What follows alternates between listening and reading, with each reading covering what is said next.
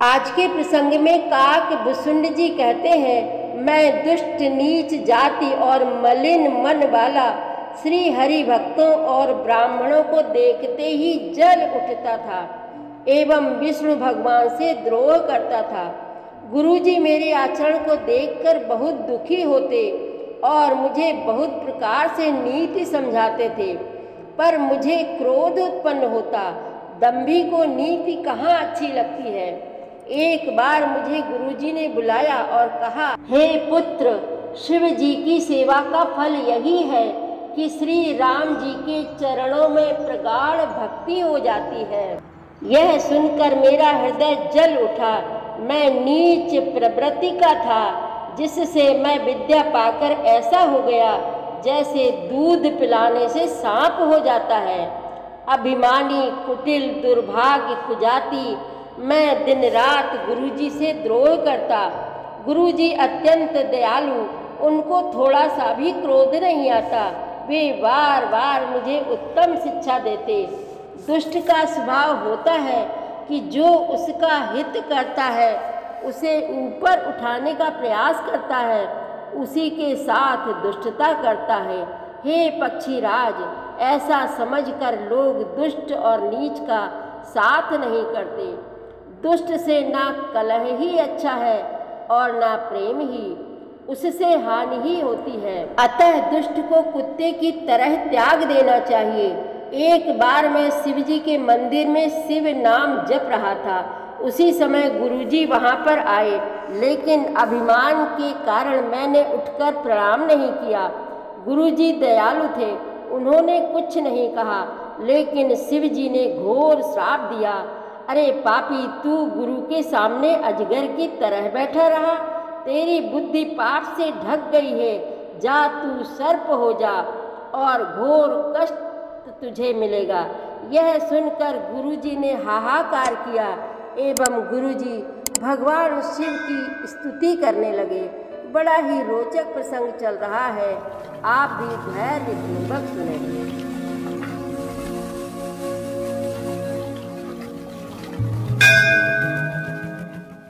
श्री रामचरितमानस पाठ को सुनने वाले सभी श्रोताओं का स्वागत है। राम राम जी। पाठ प्रारंभ करने के पहले बोलिए, सियावर रामचंद्र की जय, पवन सुत हनुमान की जय, श्री तुलसीदास जी महाराज की जय। मैं खलमल संकुल मति, नीच जाति बस मोह, हरिजन द्विज देखे जरऊं, करऊं विष्णु कर द्रोह। मैं दुष्ट नीच जाति और पापमयी मलिन बुद्धि वाला मोह बस श्री हरि के भक्तों और द्विजों को देखते ही जल उठता और विष्णु भगवान से द्रोह करता था। गुर नित्य मोहि प्रबोध, दुखित देखिया चरण मम, मोहि उपजई अति क्रोध, दंभि नीति के भावई। गुरुजी मेरे आचरण देखकर दुखित थे। वे मुझे नित्य ही भली भांति समझाते, पर मैं कुछ भी नहीं समझता। उल्टे मुझे अत्यंत क्रोध उत्पन्न होता। दंभी को कभी नीति अच्छी लगती है। एक बार गुरलीन बुलाई, मोहि नीति बहुभांति सिखाई। शिव सेवा कर फल सुत सोई, अबिरल भगति राम पद होई। एक बार गुरुजी ने मुझे बुला लिया और बहुत प्रकार से परमार्थ नीति की शिक्षा दी कि हे पुत्र, शिव जी की सेवा का फल यही है कि श्री राम जी के चरणों में प्रगाढ़ भक्ति हो। राम ही भजहि तात शिव धाता, नर पावर कह कहति के बाता। चासु चरण अज शिव अनुरागी, तासु द्रोह सुख चाहसी अभागी। हे तात, शिव जी और ब्रह्मा जी भी श्री राम जी को भजते हैं, फिर नीच मनुष्य की तो बात ही कितनी है। ब्रह्मा जी और शिव जी जिनके चरणों के प्रेमी हैं, अरे अभागे, उनसे द्रोह करके तू सुख चाहता है। हर कहूँ हरि सेवक गुर कहऊ, सुनि खगनाथ हृदय मम दहेऊ। अधम जाति मैं विद्या पाए, भयऊ जथा अहि दूध पियाए। गुरु जी ने शिव जी को हरि का सेवक कहा। यह सुनकर हे पक्षी राज मेरा हृदय जल उठा। नीच जाति का मैं विद्या पाकर ऐसा हो गया जैसे दूध पिलाने से सांप। मानी कुटिल कुभाग्य कुजाति, गुर कर द्रोह करऊं दिन राति। अति दयालु गुरु स्वल्प न क्रोधा, पुनि पुनि मोह सिखाव सुबोधा। अभिमानी कुटिल दुर्भाग्य और कुजाति मैं दिन रात गुरु जी से द्रोह करता। गुरु जी अत्यंत दयालु थे, उनको थोड़ा सा भी क्रोध नहीं आता। मेरे द्रोह करने पर भी वे बार बार मुझे उत्तम ज्ञान की शिक्षा देते थे। जेहिते नीचे बड़ाई पावा, सो प्रथम ही हति ताहि न सावा। धूम अनल संभव सुनु भाई, तेहि बुझाव धन पद भी पाई।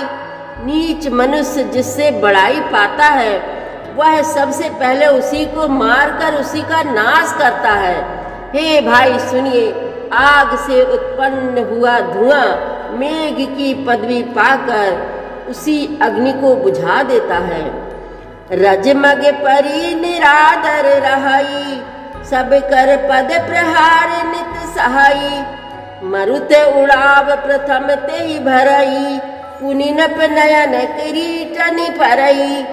धूल रास्ते में निरादर से पड़ी रहती है और सदा सब राह चलने वालों के लातों की मार सहती है, पर जब पवन उसे उड़ाता ऊंचा उठाता है तो सबसे पहले वह उसी पवन को भर देती है और फिर राजाओं के नेत्रों और किरीटों मुकुटों पर पड़ती है।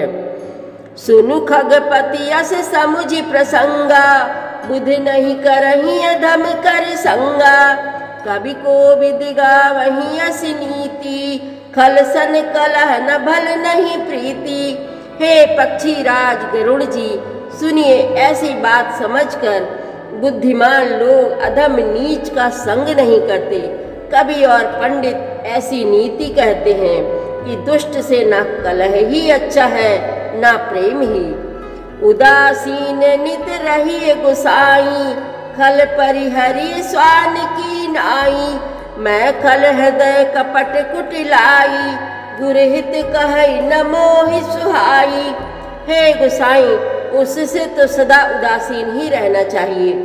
दुष्ट को कुत्ते की तरह दूर से ही त्याग देना चाहिए। मैं दुष्ट था, हृदय में कपट और कुटिलता भरी थी, इसीलिए यद्यपि गुरुजी हित की बात कहते थे, पर मुझे वह सुहाती न थी। एक बार हर मंदिर जपत रहूं शिव नाम, गुरु आयऊ अभिमान ते, उठ नहीं कीन्ह प्रणाम। एक दिन मैं शिव जी के मंदिर में शिव नाम जप रहा था।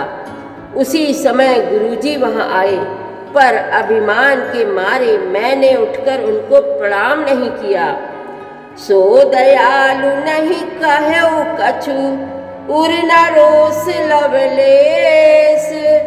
अति अग गुरु अपमानता, सही नहीं सके महेश।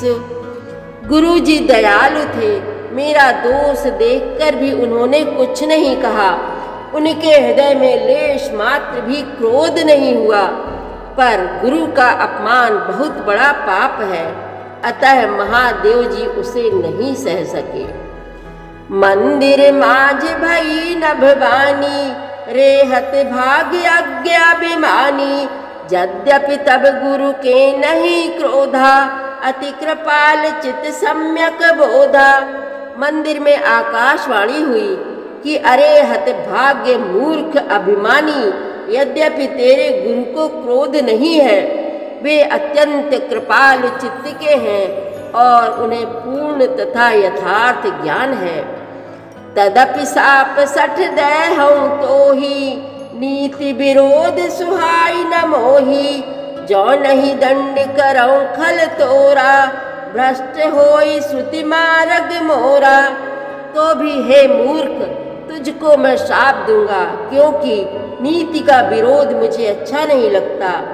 अरे दुष्ट, यदि मैं तुझे दंड ना दूं तो मेरा वेद मार्ग ही भ्रष्ट हो जाए। जे सठ गुर सनेर सा करही, रव रव नरक कोटि जुग परही।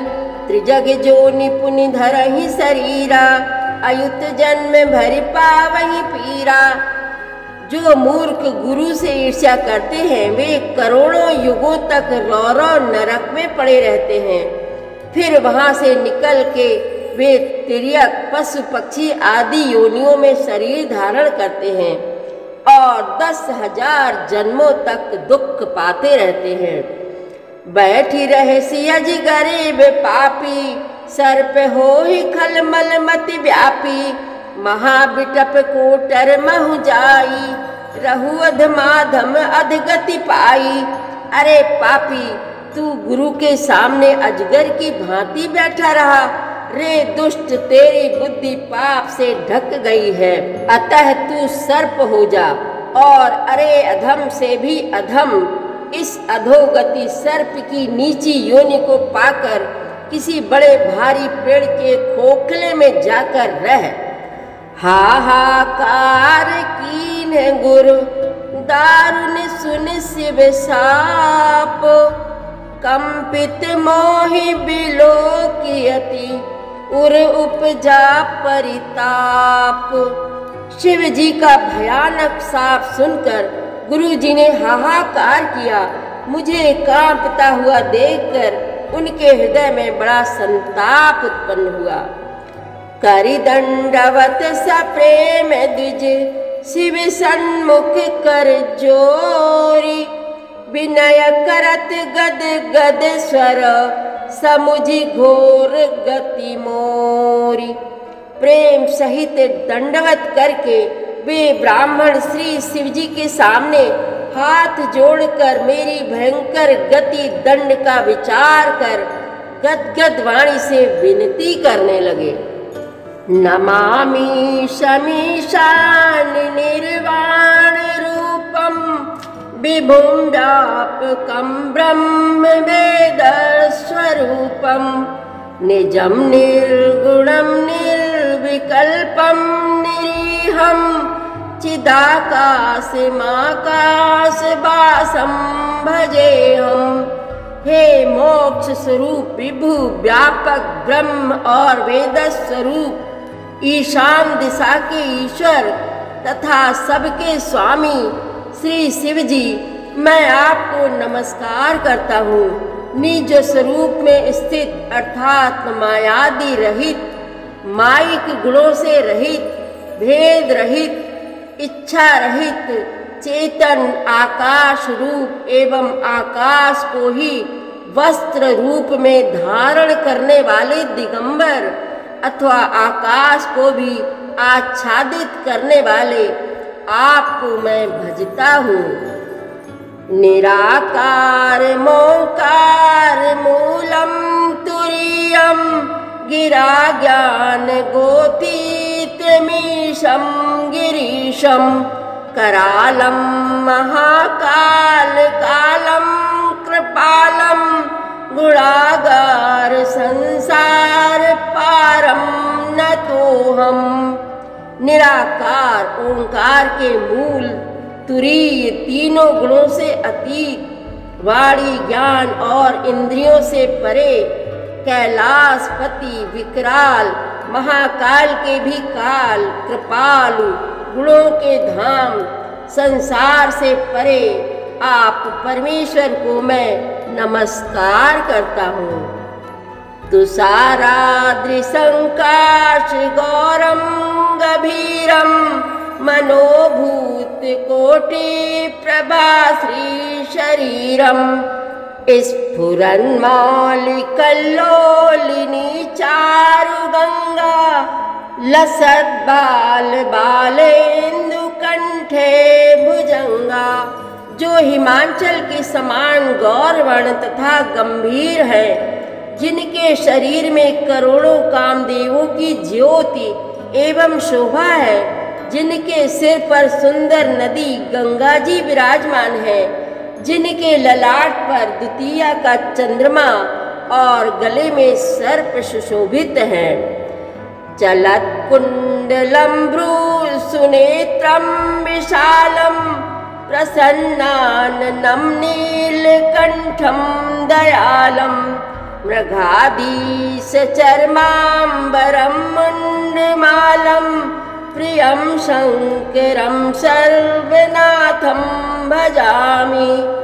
जिनके कानों में कुंडल हिल रहे हैं, सुंदर भ्रकुटी और विशाल नेत्र हैं, जो प्रसन्न मुख नीलकंठ और दयालु हैं, सिंह चर्म का वस्त्र धारण किए और मुंडमाला पहने हैं, उन सबके प्यारे और सबके नाथ कल्याण करने वाले श्री शंकर जी को मैं भजता हूँ। प्रचंडम प्रकृष्टम प्रगल्भम परेशम अखंडम अजम भानुकोटि प्रकाशम त्रयः शूल निर्मूलनम शूलपाणिम भजेऽहं भवानी पतिं भावगम्यम। प्रचंड रुद्र रूप, श्रेष्ठ तेजस्वी परमेश्वर, अखंड अजन्मा, करोड़ों सूर्यों के समान प्रकाश वाले, तीनों प्रकार के शूलों दुखों को निर्मूल करने वाले, हाथ में त्रिशूल धारण किए, भाव प्रेम के द्वारा प्राप्त होने वाले भवानी के पति श्री शंकर जी को मैं भजता हूँ। कलातीत कल्याण कल्पांतकारी सदा सज्जनानंद दाता पुरारी चिदानंद संदोह मोहापहारी प्रसीद प्रसीद प्रभो मन्मथारी।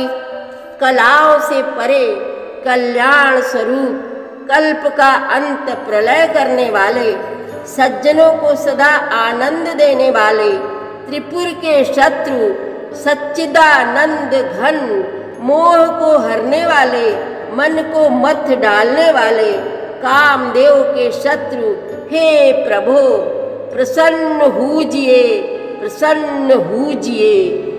न यावत् उमानाथ पादारविंदम भजन्ति है लोके परिवानराणम न तावत् सुखम शांति संताप नाशम प्रसीद प्रभो सर्वभूत दिवासम। जब तक पार्वती के पति आपके चरण कमलों को मनुष्य नहीं भजते, तब तक उन्हें ना तो इहलोक और परलोक में सुख शांति मिलती है और ना उनके तापों का नाश होता है। अतः हे समस्त जीवों के अंदर हृदय में निवास करने वाले प्रभो प्रसन्न हूजिए। न जानामि योगम जपम नैव पूजाम न तो हम सदा सर्वदा संभुतुभ्यम। जरा जन्म दुःखोगे तातप्यमानम प्रभो पाहि आपन्न मामीश शंभो। मैं ना तो योग जानता हूँ, ना जप और ना पूजा ही। हे शंभो, मैं तो सदा सर्वदा आपको ही नमस्कार करता हूँ। हे प्रभु, बुढ़ापा तथा जन्म मृत्यु के दुख समूहों से जलते हुए मुझ दुखी की दुख से रक्षा कीजिए। हे ईश्वर, हे शंभो, मैं आपको नमस्कार करता हूँ। रुद्राष्टकमिदं प्रोक्तं विप्रेण हर्तोषे ये पठन्ति नरा भक्त्या तेषां शंभुः प्रसीदति। भगवान रुद्र की स्तुति का यह अष्टक उन शंकर जी की तुष्टि प्रसन्नता के लिए ब्राह्मण द्वारा कहा गया। जो मनुष्य इसे भक्ति पूर्वक पढ़ते हैं उन पर भगवान शंभु प्रसन्न होते हैं। सुनि बिनती सर्वभाग्य शिव, देखि विप्र अनुराग, पुनि मंदिर नभ बानी, भई द्विज बर पर मागु। सियावर रामचंद्र की जय, पवन सुत हनुमान की जय, श्री तुलसीदास जी महाराज की जय। प्रतिदिन श्री रामचरितमानस पाठ में शामिल होने के लिए हमारे चैनल अपनी विरासत को सब्सक्राइब कर लीजिए और घंटी का बटन भी दबा दीजिए, जिससे रोज़ सुबह 7 बजे आपके मोबाइल में 3 दोहे रामायण पाठ के आ जाएंगे। वीडियो को ज़्यादा से ज़्यादा शेयर करके इस नए काम में भागीदार बनिए। धन्यवाद।